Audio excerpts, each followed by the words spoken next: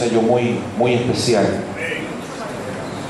Quiero dejar al pastor Marley, la verdad que él ha estado un poco delicado de su salud.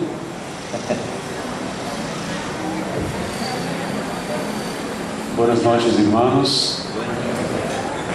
Yo quería agradecer por estar esses 2 dias acá com vocês. E eu fiz uma cirurgia em minha boca, em meu país, pero que eu prediquei muito esses dias. O médico disse: não hablas, não predique. Eu não me quedei quieto, eu prediquei, falei e rompeu-se os pontos, pero que eu refiz os pontos e continuei a predicar, a falar e não estavam bem agora.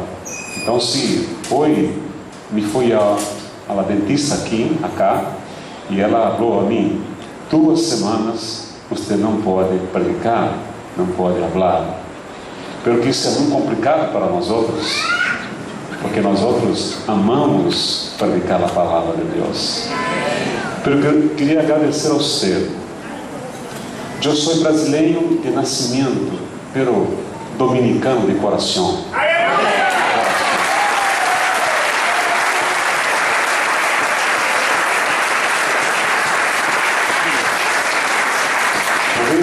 Eu falei com minha esposa e filhos: nós outros vamos nos quedar neste país por 2 anos e pico para retribuir o que nós outros temos recebido das pessoas deste país.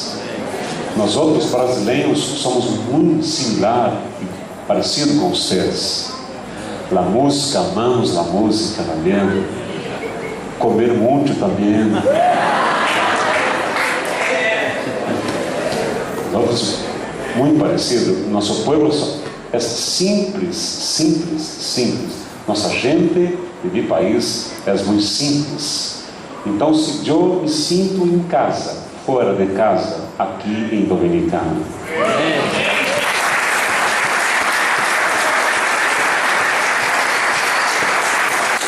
Muitas graças, pastor presidente dos pastores, pastor Edi, pastor anfitrião desta casa, muitas graças aos demais pastores, a igreja, os irmãos, muitas graças. Que Deus te bendiga sempre.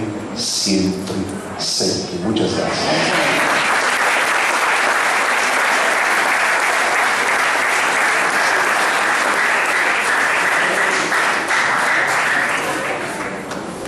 Ustedes comprenderán que para mí estar entre un brasileño y un argentino es tremendo para un chileno, porque los chilenos tenemos 5.000 kilómetros de cordillera hacia el oriente y 7.000 kilómetros de océano. Estamos muy aislados. En el norte tenemos el desierto de Atacama, el desierto más árido, seco del mundo, y hacia el sur tenemos las lluvias, los hielos, la nieve. Estamos aislados de todo. Siempre hemos visto a los argentinos y a los brasileños como principalmente los deportes. Personalidad no les falta, créanme por favor, ¿eh? Así que es una bendición. Qué bueno es Dios, qué bueno ha sido con nosotros estos días. Queremos fluir en el Espíritu esta noche, a propósito de toda la línea que el Espíritu nos marcó a partir del primer tema en el día de ayer. Quiero que usted me acompañe a leer Efesios capítulo 4,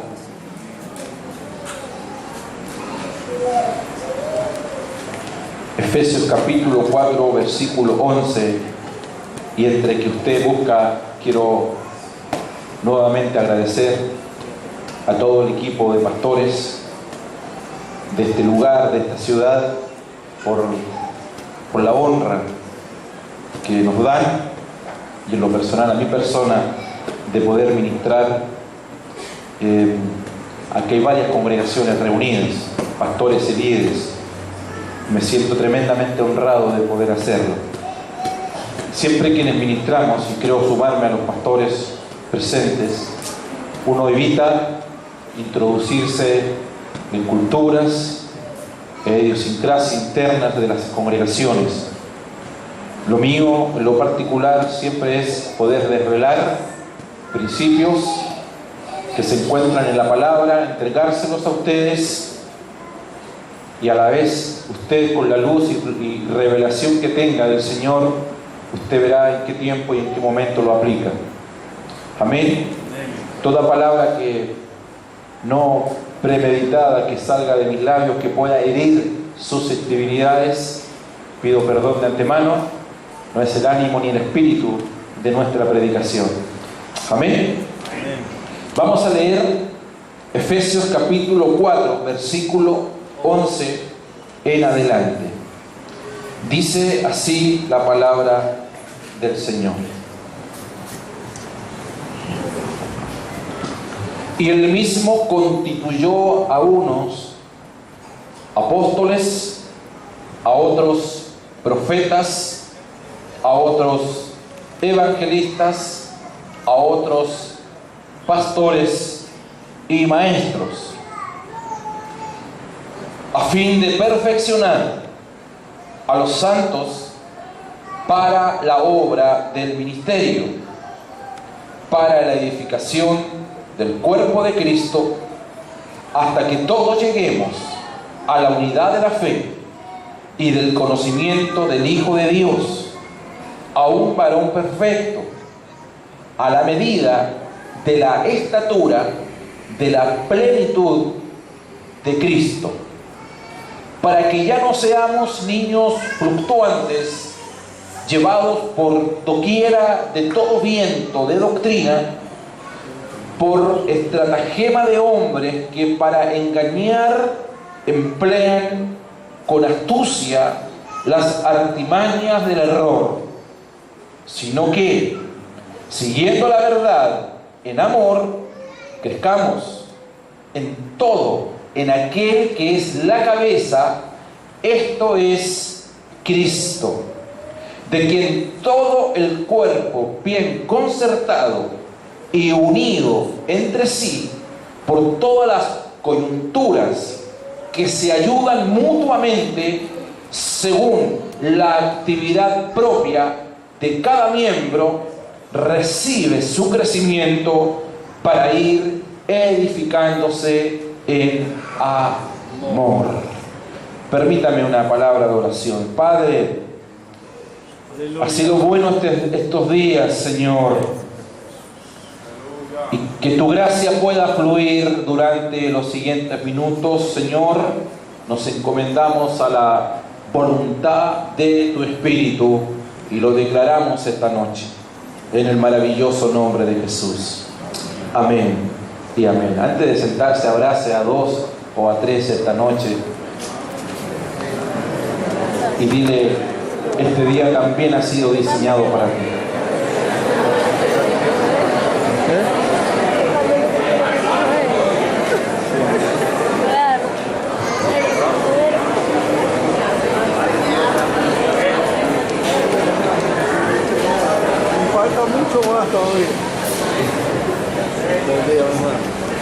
Bien.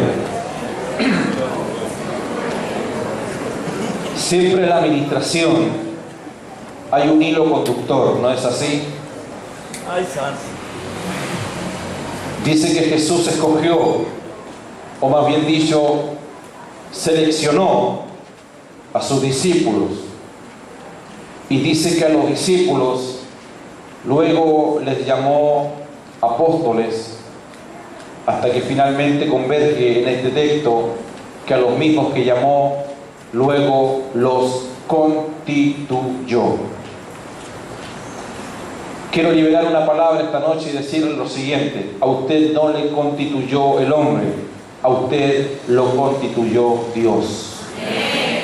Eso debería ser tremendamente liberador para usted. No hay institutos bíblicos que fabriquen pastores. No hay escuelas bíblicas que fabrican pastores. A usted lo constituyó el Señor. ¿Cuántos creen esa palabra? En 6.000 años siempre Dios ha tenido un plan y un hilo conductor a través de toda la Biblia, un diseño, un plan. Ese diseño y ese plan fue constituido por el Señor.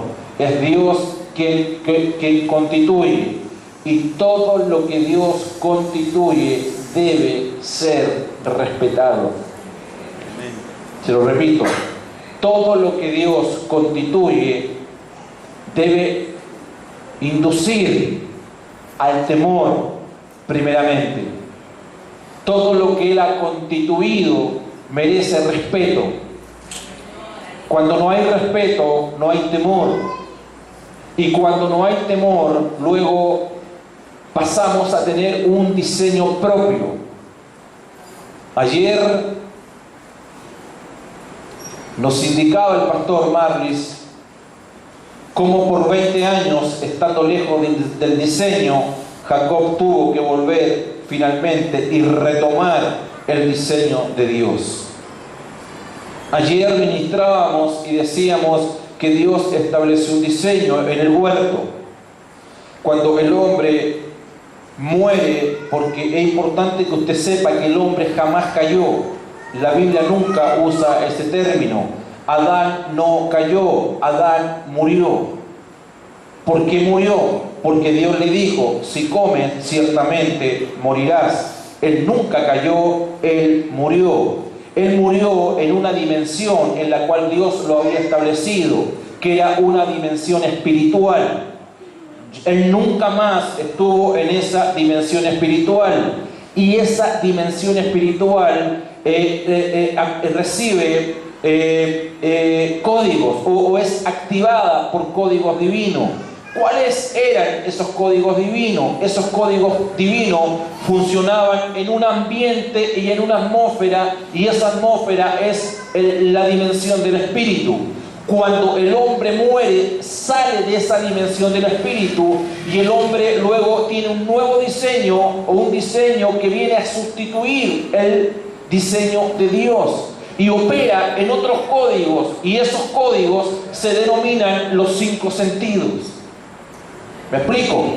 Por eso que Pablo habla de los sensuales versus los espirituales. Y aunque usted y yo militamos en la carne, no andamos según la carne, porque nosotros nos regimos por un nuevo código o nuevas leyes, que son las leyes del espíritu, y el espiritual juzga todas las cosas. En esa nueva dimensión, la Biblia le llama sistema, o más bien dicho, le llama mundo. Cuando yo hablo de mundo, no estoy refiriéndome a las reglamentaciones internas que tiene cada congregación en cada ciudad o en cada país. No es mi tema y nunca ha sido mi tema aquello. Cuando yo hablo de mundo, estoy hablando de algo que es muy parecido a Dios, que se parece a Dios, y hay una línea delgada que es tan parecida a Dios, porque lo que compite con Dios se llama mundo. Dice la Biblia que aquel que ama al mundo se constituye en enemigo de Dios. Por favor, entienda esto. No dice aquel que ama el pecado. Podría haber dicho aquel que ama el pecado se constituye en enemigo de Dios, mas no dice aquello, dice aquel que ama al mundo. ¿Por qué para Dios aquel que ama el pecado no es un problema? Porque pecado no es problema para Dios. Porque pecado es un tema que fue resuelto hace 2000 años atrás en la cruz del Calvario. Esa muerte fue una muerte sustitutiva y fue una muerte inclusiva. Muerte sustitutiva porque el que debía morir no era Cristo, era yo. Y es una muerte inclusiva porque me incluye en todos los dividendos que Cristo finalmente a nosotros nos entrega a través de su muerte. Se lo digo de otra forma: la persona que se va a convertir mañana, Cristo murió por él hace 2000 años atrás. Es decir, los pecados que usted va a cometer de aquí a 10 años fueron perdonados hace 2000 años atrás. Me va entendiendo que para Dios pecado no es un problema porque es un tema resuelto hace 2000 años atrás y se adquiere por fe solamente si usted confiesa. Pero mundo no es así. Porque mundo es algo que es muy parecido a Dios. ¿Cómo lo sé? Porque cuando Adán estaba en la dimensión del huerto, Dios a Adán le proveyó, le dio seguridad y a través de su esposa le dio placer.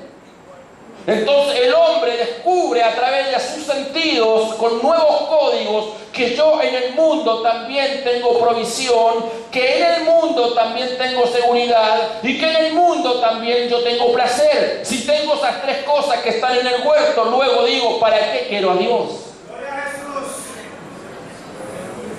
Por eso que a aquellas cosas que usted le llama bendición, la Biblia no le llama bendición. Usted toma un carro nuevo y usted trae las llaves al templo y usted dice, quiero, por favor, que oren por esta bendición. ¿Sabe? Eso no es bendición. Dios me bendijo con una esposa, eso no es bendición. ¿Qué bendición es tus hijos? Eso no es bendición. La Biblia, aquello que usted le llama bendición, le llama añadidura. Si buscas el reino, todas las demás cosas te serán añadidas. Y a lo único que le llama bendición, Pablo dice en Efesios 1, hemos sido bendecidos con toda bendición. Y a esa bendición le llama las riquezas inescrutables de Cristo Jesús en cada uno de nosotros. Nuestra verdadera bendición, ¿sabes cuál es? Cristo en vosotros, esperanza de gloria. Cristo en vosotros, esperanza de gloria.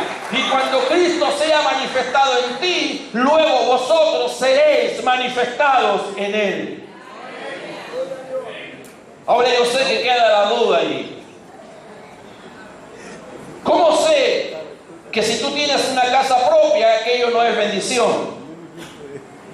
Porque hay gente que no cree en Dios, que jamás pisará una iglesia y le sobra todo lo que a ti te falta. Hay gente que tiene un carro 0 kilómetros y nunca ha pisado una iglesia. Ellos no creen en Dios, pero lo adquieren acá. En un sistema que te da todo lo que Dios también puede darte. Por eso que cuando Abraham, en el capítulo 12, 13, 14, 15, 16 y 17 de Génesis, dialoga con Dios y Dios le dice, yo te voy a bendecir en tu hijo y tu bendición alcanzará a todas las naciones porque tú eres portador de esa semilla. Pasa el tiempo y Adán, tal cual nosotros, se agotó y se cansó. Entonces él fue al mundo y tomó a Agar. Él sale del diseño y toma a Agar. Y luego Dios viene y le dice a Abraham, me he acordado de ti y te voy a dar un hijo. Y Abraham queda sorprendido y dice, pero Dios, tú ya me diste un hijo. Y Dios le dice, no, ese es tu hijo, no es mi hijo. No llames mío aquello que tú has conseguido con tus propias fuerzas. Asegúrate esta noche al irte de este lugar que todo lo que tú hayas adquirido tenga la firma, el timbre y la escritura de Dios. Amén.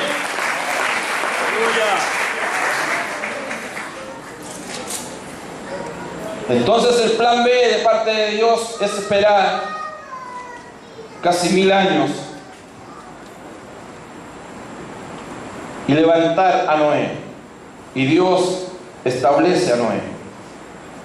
No olviden lo siguiente, siempre Dios que levanta a un hombre, Dios lo establece. Dígale al que está a su lado, a ti te estableció Dios. Y todo lo que Dios establece y todo lo que Dios constituye merece ser respetado. Y él mismo constituyó a unos apóstoles, a otros profetas, a otros evangelistas, pastores y maestros. Usted notará que nunca le llama ministerio. Usted no tiene que pensar como yo, pero es mi deber liberar esto esta noche. Nunca le llama ministerio, simplemente dice que él constituyó a unos. Yo le llamo 5 asignaciones, 5 regalos de Dios a las iglesias. Porque no hay iglesias, no hay pastores que tengan iglesias. Por eso que el Señor dice: no te enseñorees de la grey, porque la grey no es del pastor. No hay pastores con iglesias, hay iglesias con pastores. Cada pastor es un regalo, Dios lo ha constituido en un determinado lugar. Eso debería ser liberador para cada pastor. Somos un regalo de Dios a la congregación. Hemos sido constituidos por Dios a fin de perfeccionar a los santos para la obra de Él. Y aparece la palabra ministerio por primera vez. Para la obra del ministerio. ¿Cuál es la obra del ministerio? La edificación del cuerpo de Cristo. El rol, función nuestra es perfeccionar a los santos para que los santos, ellos cumplan la obra del ministerio. ¿Y cuál es la obra del ministerio? Y aquí entramos todos nosotros. Edificar la iglesia del Señor. El verdadero ministerio por el cual Dios a nosotros nos ha constituido ese es el diseño divino. Edificar la iglesia del Señor. Y el que no edifica, desparrama. Quiero repetírselo esta noche. Y el que no edifica, desparrama. Así que vuelvas al que está a su lado y dile, ten muy claro esto: si tú no estás edificando, tú estás desparramando. Pero pasivo no eres.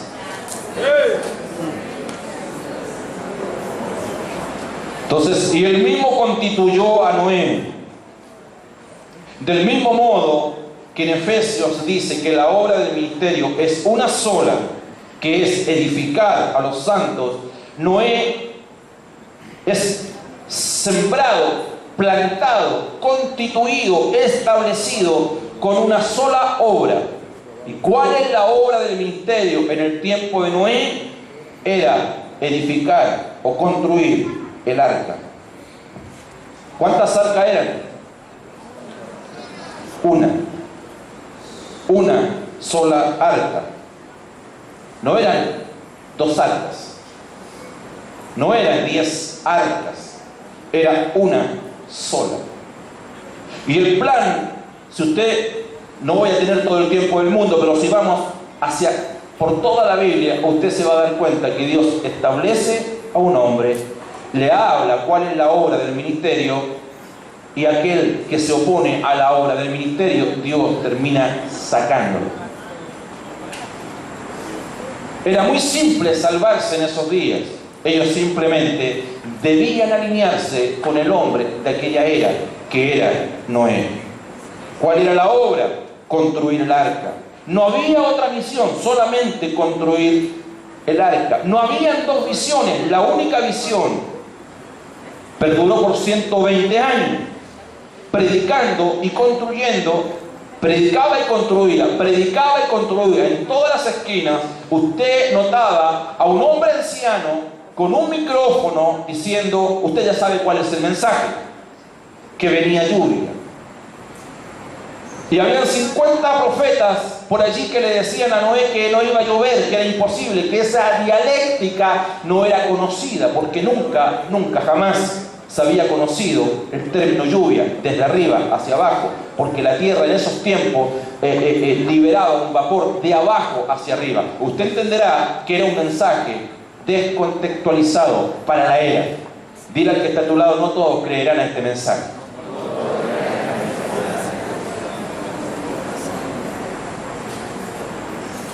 ¿Cuál es la obra? ¿Cuál era el diseño? ¿Una pirámide?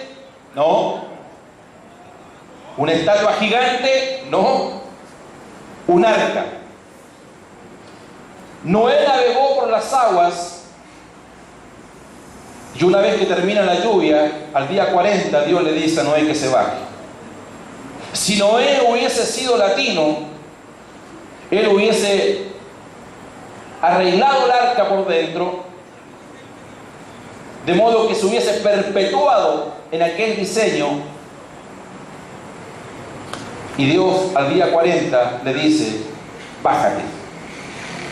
Hay que estar preparado para los movimientos del Señor en estos días. Nunca te apoderes de algo que no te corresponde.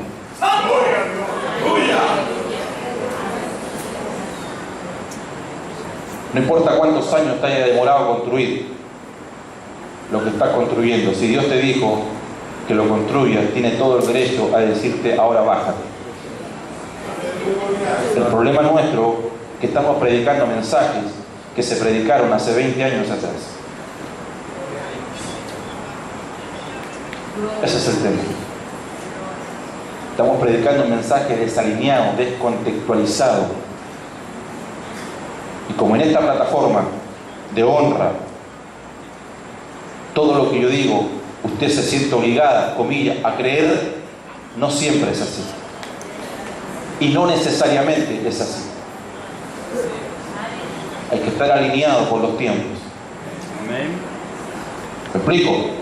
Por eso es que la palabra logos es una palabra lineal, sistemática. Pero la palabra rema es una palabra asistemática. Dios puede irrumpir en el momento que Él quiera en tu vida y cambiarte todo, no importa cuánto tiempo te hayas demorado a construir. Imagínate a Noé llorando allí. ¿Valió la pena estar 120 años construyendo un arca? Si Dios lo dijo, amén. Abraza al que está a tu lado y dice: si Dios lo dice, amén.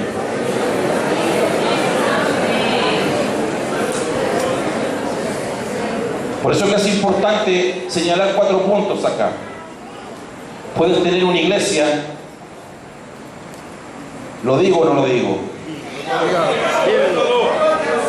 Puedes tener una iglesia y no estar realizando la obra del ministerio. Puedes tener un hermoso talento y no estar realizando la obra del ministerio. No te olvides que la obra del ministerio siempre lleva consigo edificar. En estos días la gente sabrá discernir cuál es el hombre de Dios que encapsula el proyecto, el diseño para estos días. El hecho de ser pastor no necesariamente significa que yo esté haciendo la obra del ministerio. Porque hay muchos que han construido para sus propios graneros y no para la edificación de la iglesia. ¿Cuál es la obra del ministerio? Edificar a los santos.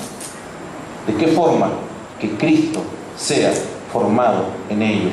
Hemos sido engendrados por Dios y cada palabra que sale de nuestra boca es espolla, es esperma, que lleva consigo palabra que va a contribuir en la edificación de las personas. Entonces, ¿cuántos se salvaron con Noé? 8 personas. Y Dios espera, y espera muchos años más, y levanta a otro hombre.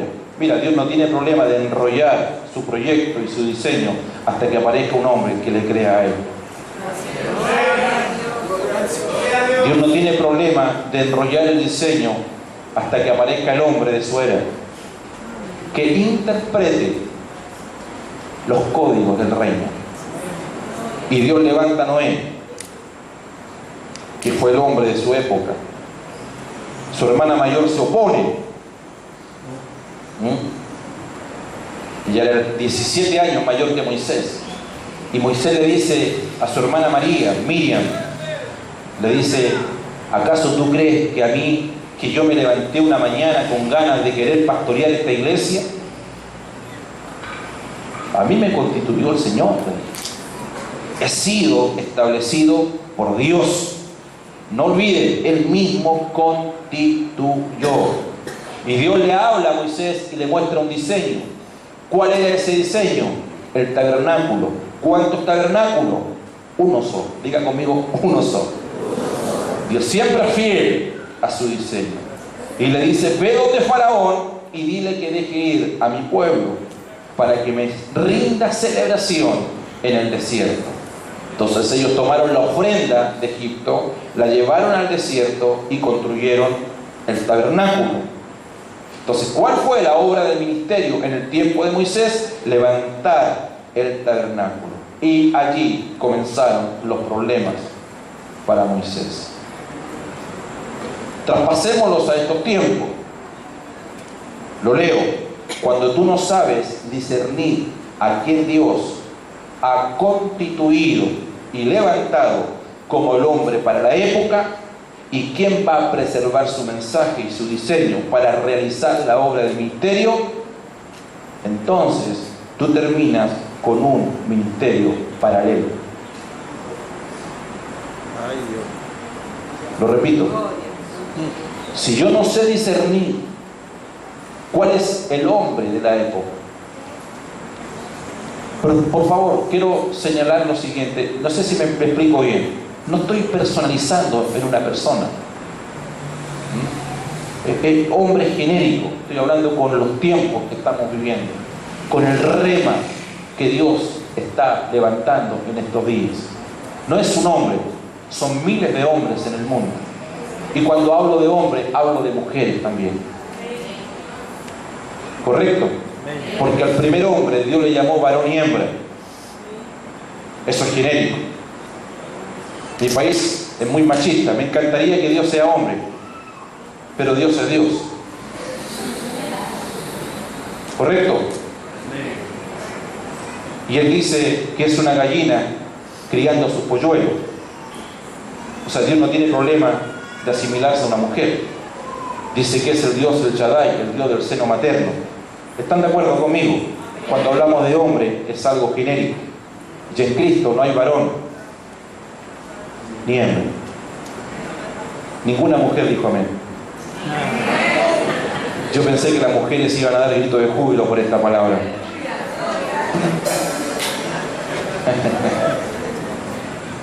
¿Están de acuerdo? Volvamos a Moisés.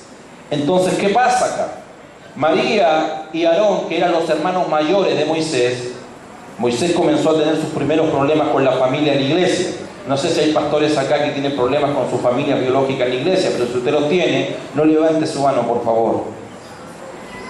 Y María dice, ¿por qué solamente Moisés puede profetizar? ¿Por qué solamente Moisés puede ser el hombre a quien Dios constituyó? ¿Acaso no puedo ser yo? ¿Acaso no puedo ser yo también profeta? Me recuerda a María cuando quiso darle algunos consejos a Jesús en la iglesia que tenía el Señor. Y Jesús no tuvo un problema para decirle calla mujer. No le dijo una mujer, le dijo a su mamá. Porque Jesús supo distinguir lo que era gobierno versus la gracia. En la gracia, en los carismas, estamos acá. Y aquí no hay varón ni hembra, no hay esposo ni esposa, no hay padre ni hijo. Aquí están las habilidades y los dones del reino. Ahora usted sale de esa puerta y usted no se lleva al pastor, usted se lleva a su esposo en su brazo. Usted no se lleva al salmista, estimada mujer, usted se lleva a su hijo. Entonces María no supo discernir lo que Dios había establecido. Y ella confunde, seguramente cuando su hermano era menor, ella lo cuidaba. Usted me sigue la idea. Y confundió los roles. Es peligroso aquello. María y Aarón hablaron contra Moisés. Decían, solamente por Moisés ha hablado Jehová. ¿No puede hablar también a través de nosotros? ¿Qué estaba haciendo Moisés? Moisés estaba predicando en otras congregaciones. Pero dice el texto, y lo oyó Jehová. Oh, qué peligroso eso. ¿Qué importa si el pastor no lo sabe? Generalmente nosotros no sabemos cuando la gente habla a nuestras espaldas. Hace tiempo que fui liberado de aquello, porque esta palabra me fue revelada. Cobra poca importancia si yo lo sé. Lo importante es que Jehová lo oyó. Abraza al que está a tu lado, dile, no importa si el pastor lo sabe o no. Ten en cuenta que Dios sí lo sabe.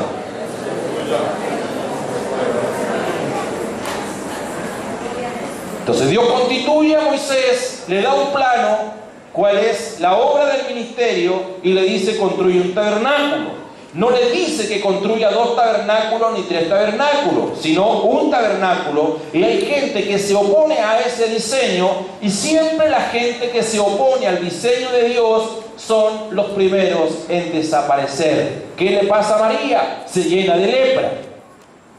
Y Aarón, como era un tipo que tenía luz y era sumo sacerdote, ¿sabe qué hace?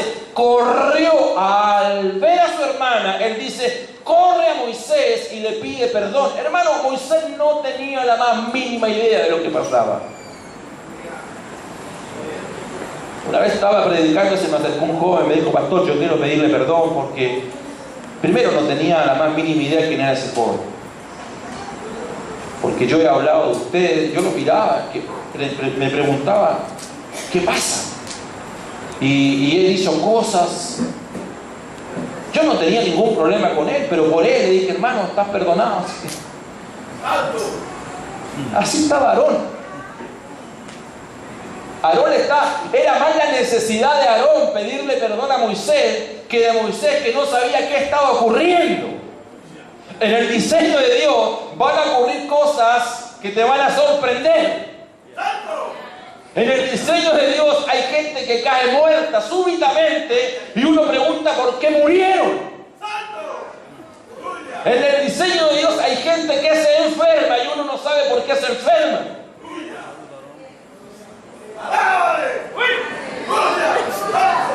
Por eso que Dios, cuando llama a Abraham, le dice a Abraham, hay 3 dimensiones de la cual tú debes salir.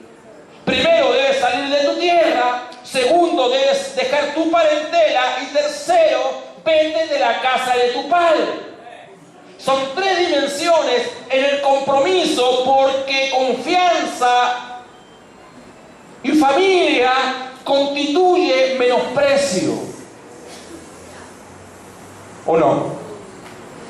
Dije al principio, somos agentes del espíritu, no de las emociones. Ligarnos emocionalmente siempre va a traer pérdidas. El que quiere salvar su alma hoy, la perderá mañana. Pero el que pierde su vida emocional hoy, por causa de mí, sí la hallará mañana. Bendito sea el Señor. Den un aplauso a Él.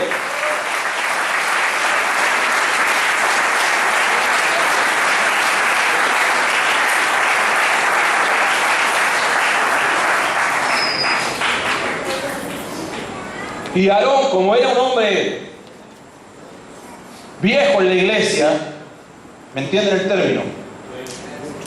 Era un hombre que ya lleva muchos años, fue parte de los fundadores de la iglesia de Moisés. Él sabía. En Chile decimos, este es un viejo zorro.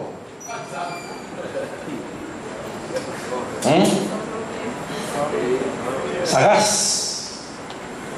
Y él corre. ¿A dónde, Moisés? Y pide perdón. Voy a ir más rápido. Luego se levantan Coré, Datán y Abiram. Ellos se rebelaron contra Moisés, y cada persona que se levanta contra lo que Dios ha establecido,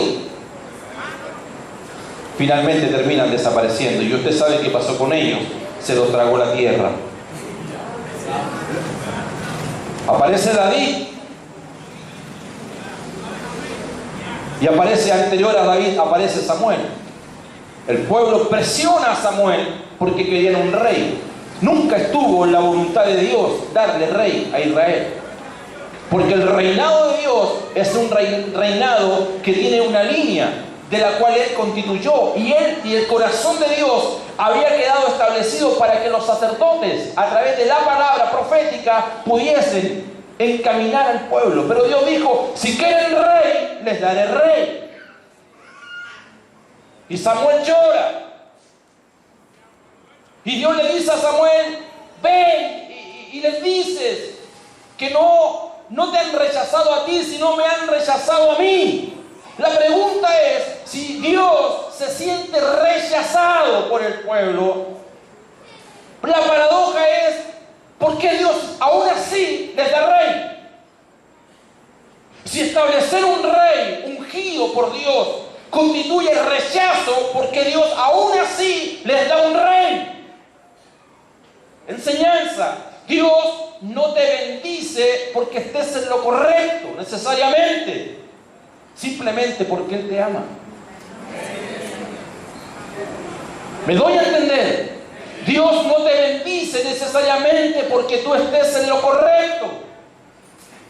Te bendice porque te ama. Dios no le daba rey a Israel porque Israel esté en lo correcto, sino porque Dios ama a Israel.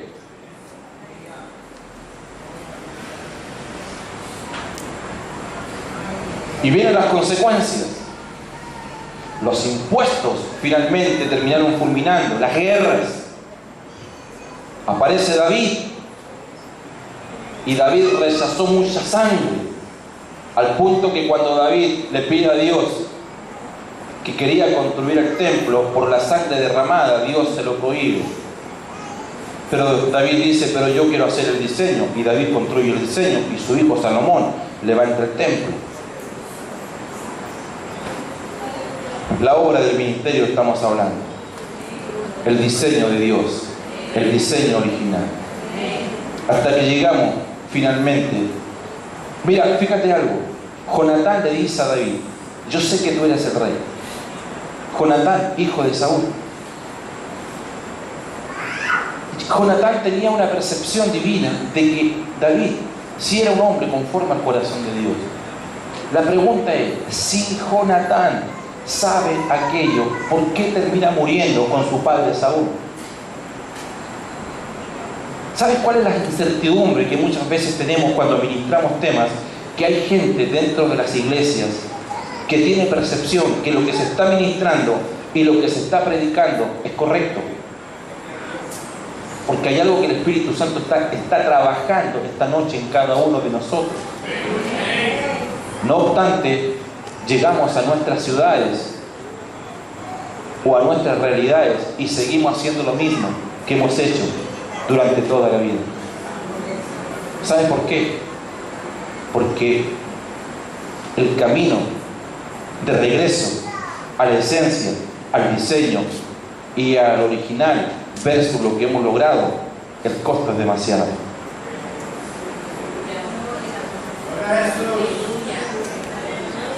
Y por lo que Dios te está entregando, cuenta tendrás que dar. Ninguna palabra que sale de la boca de Dios, Dios va a permitir que retorne a Él vacío. Llegamos a los tiempos, después de 400 años de silencio profético, a un hombre extraño llamado Juan el Bautista. ¿Ha escuchado hablar de Juan el Bautista? Habían pasado 400 años y por primera vez irrumpe en la sociedad el mensaje del nuevo pacto. ¿Cuál fue el precursor del reino? Juan el Bautista. Aparece en el desierto de Judea. Este hombre era hijo de Zacarías, Elizabeth. Este es el hijo que Elizabeth y Zacarías nunca jamás hubiesen querido tener, porque era un hijo atípico. Considerando que ellos vienen de la dinastía sacerdotal, este hijo salió extraño. En términos modernos diríamos que se entiende aquí el término hippie. Pelo largo, barba, usaba aros, tatuaje, venía vestido con piel de camello, comía langosta. No sé cuántos quisieran a esa persona en la iglesia. Nadie dijo amén. A mí Dios me ha sorprendido en Chile, hermano, de verdad. Peludo por todos lados. Claro que era profeta. Y este hombre, dice la Biblia, tuvo su propio retiro espiritual. Tuvo 30 años en el desierto. Un hombre extravagante. ¿Y su mensaje cuál era? Un mensaje de arrepentimiento. Y su función y asignación por la cual fue establecido fue esto: preparar camino del Señor. Él tenía una sola labor y una sola misión: presentar al Cristo encarnado, al Mesías. ¿Eres tú aquel? No. Yo no soy. Si ustedes creen que yo soy bueno, que yo tengo unción, que soy poderoso en palabra, yo quiero decirle que aquel que viene detrás de mí es mucho más poderoso. ¿Cuántos saben eso? Y dice que bautizaba en agua. Yo soy voz que clama en el desierto. Yo soy el amigo del esposo. Hermano, Juan, tal cual nosotros al comenzar nuestro ministerio la teníamos muy clara. ¿O no? Cuando nosotros comenzamos en el ministerio, cuando comenzamos en la iglesia, comprendíamos perfectamente cuál era el diseño de Dios. Juan comienza a hacer campañas donde iba muchísima gente. Juan es un evangelista tremenda, el Benijín de estos días. Por televisión, por satélite, la gente iba, corría, llevaba a sus enfermos, multitudes. Campañas potentes. Los fariseos llegaban a sus casas y se tapaban los oídos porque aún en el sueño, en las noches, retumbaba ese mensaje de este hombre. Era poderoso en palabra. Un hombre increíble. Era tan bueno Juan el Bautista que hasta Jesús fue a su campaña.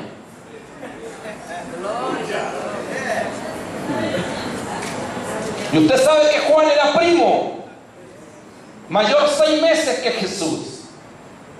Y en uno de esos días, cuando Juan estaba bautizando, no te olvides que estamos hablando que Él constituye. Y del mismo modo que Él constituyó desde el principio, Juan en esos días es un hombre que ha sido establecido por Dios. Y Él a lo lejos ve a un hombre venir. Y tuvo revelación. Y dice: he ahí el Cordero de Dios que quita el pecado del mundo. Él no dijo: ahí viene mi primo.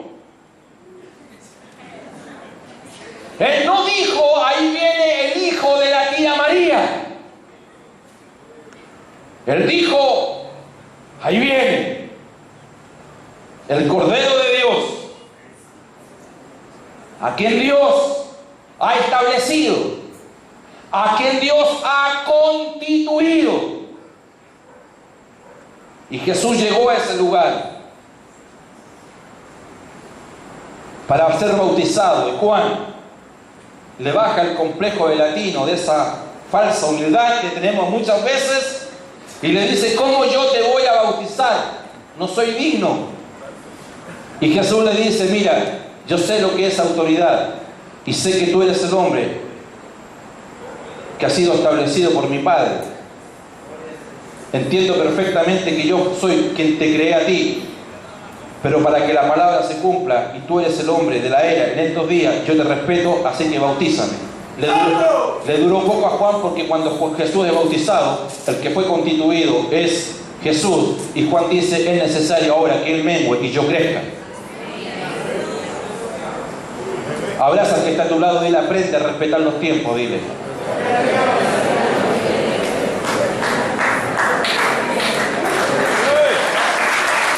Amén. Amén. Quiero establecer lo siguiente, ya nos quedan algunos minutos. Quédate con esto. es necesario que Él crezca y yo mengüe. ¿Para qué fue establecido Juan? Para ese día. Allí se cumple la razón y objetivo final por qué Juan fue establecido. ¿Cuál era? Anunciar: si yo soy eco y está la voz, el eco mengua, la voz queda establecida. Jesús. Analicemos esto. Juan 3. Después de esto, vino Jesús con sus discípulos a tierra de Judea y estuvo allí con ellos. Juan. Y dice, y Juan el Bautista también bautizaba. ¿Me sigue la idea? Si Juan dijo que mengua, y el hombre de Dios a quien ha sido establecido tiene que seguir el hilo conductor del diseño de Dios, ¿por qué Juan sigue bautizando?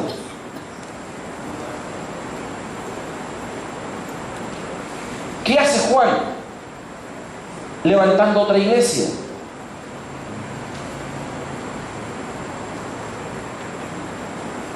Entonces los discípulos preguntan, ¿por qué los discípulos de Juan ayunan? Discípulos. O sea que Juan también tenía discípulos. ¿No cree usted que Juan debió haber hecho en ese momento: Jesús, yo me sumo a tus filas? ¿No le recuerda lo que le pasó a Moisés? ¿Por qué solamente él tiene que profetizar? ¿Por qué Juan sigue bautizando? ¿Por qué Juan tiene una iglesia aparte que la que Jesús tiene? ¿Por qué los discípulos de Juan ayunan y hacen oraciones? Y asimismo los fariseos. Sin embargo, los tuyos comen y beben. Mira, como era la iglesia supuestamente de Jesús. Dice aquí que la iglesia de Jesús comían y bebían, y que la iglesia de Juan el Bautista ayunaban y oraban. Pregunto, ¿a cuál se va usted?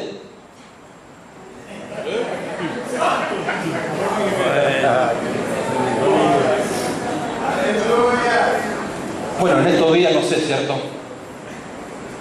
De verdad pregunto. Qué peligroso esto, ¿ah? Y él les dijo, ¿podéis acaso hacer que los que están de boda ayunen entre tanto? El punto es el siguiente. Aquí aparecen dos ministerios, siendo que Dios establece un único ministerio donde todos convergen, que es edificar un solo ministerio, una arca, un tabernáculo, un Mesías, con un diseño y un proyecto. Y Juan, al no reconocer al hombre de la era y no discernir, comienza a levantar un camino paralelo.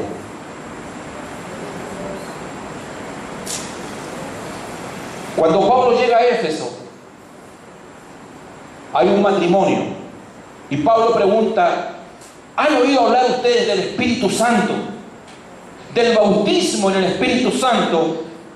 Y ellos responden, 30 años después, ni siquiera hemos oído hablar del Espíritu Santo. Lo único que conocemos es el bautismo de Juan el Bautista. Cuando tú no te alineas en el diseño hoy, aquello te va a perseguir 30 años después.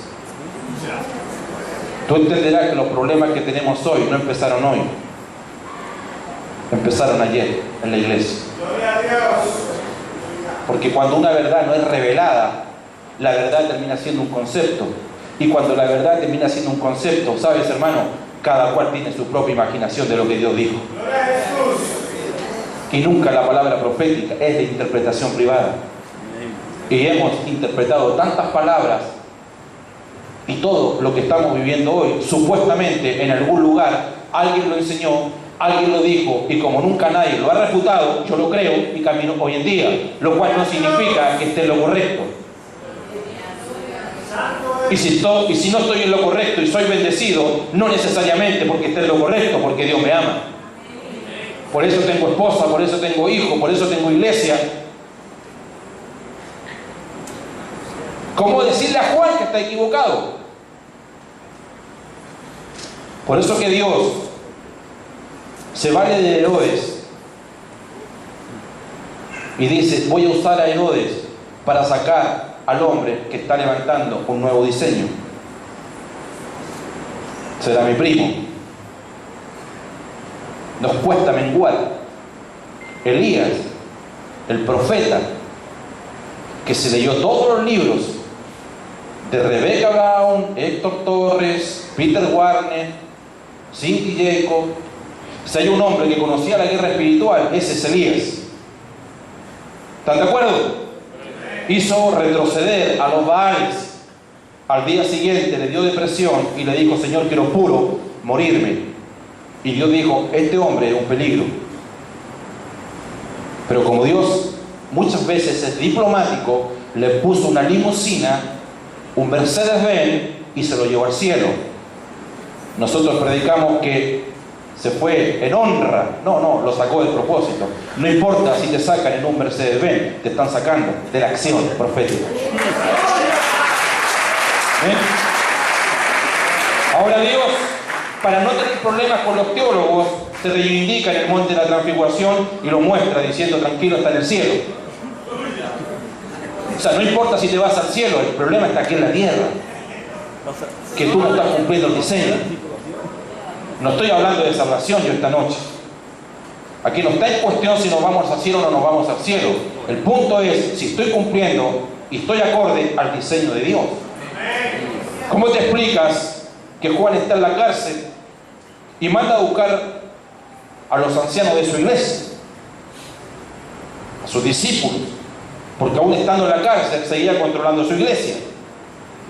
Es inverosímil lo que estoy diciendo, pero es así. Y le dice, vayan y pregunten si es Él aquel que ha de venir. No sé su Biblia, pero mi Biblia dice que cuando Juan bautiza a Jesús, el cielo se abrió y una paloma descendió y se escuchó una voz que dijo, este es mi hijo. Y eso fue público en esa campaña.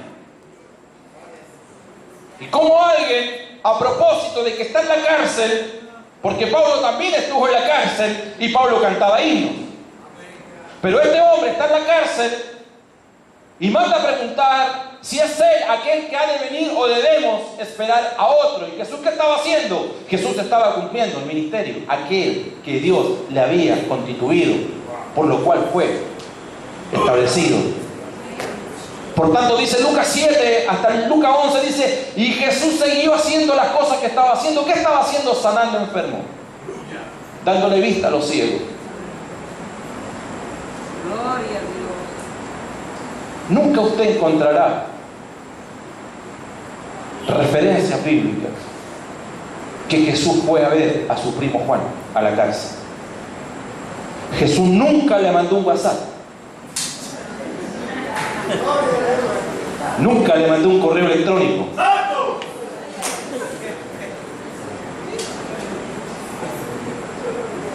Jesús soportó por 40 años más a los fariseos. Jesús soportó a Herodes, pastor, a Pilato. El pecado que cometió David es 1000 veces más que lo que estamos hablando de Juan el Bautista. Pero no aguantó 4 días a Juan el Bautista y se vale de Herodes para que le corten la cabeza. Porque no hay nadie que pueda levantarse con un ministerio paralelo que prevalezca. Nadie. Nadie.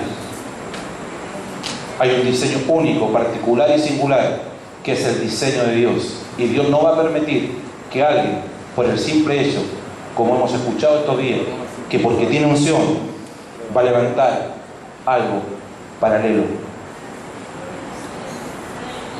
Cuando los discípulos están frente a Jesús, Jesús no le responde la pregunta.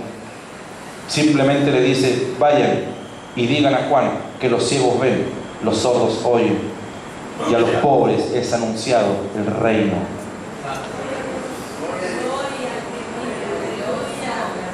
Póngase en pie.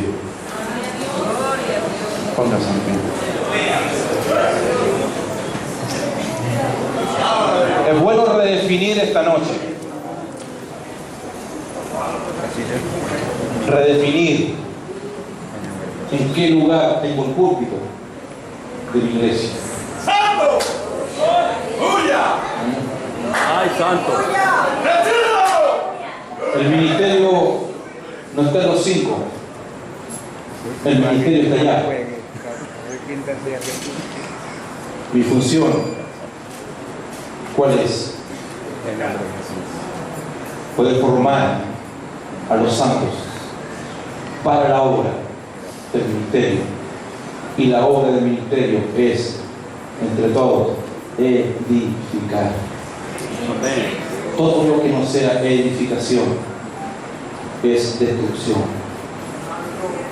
O sea, no tengo derecho a predicar otro evangelio. No he sido asignado por Dios a predicar fábula de humana sabiduría. No puedo predicar algo que no esté alineado con la palabra del Señor. No importa si lo dijo la abuela Loida. No importa.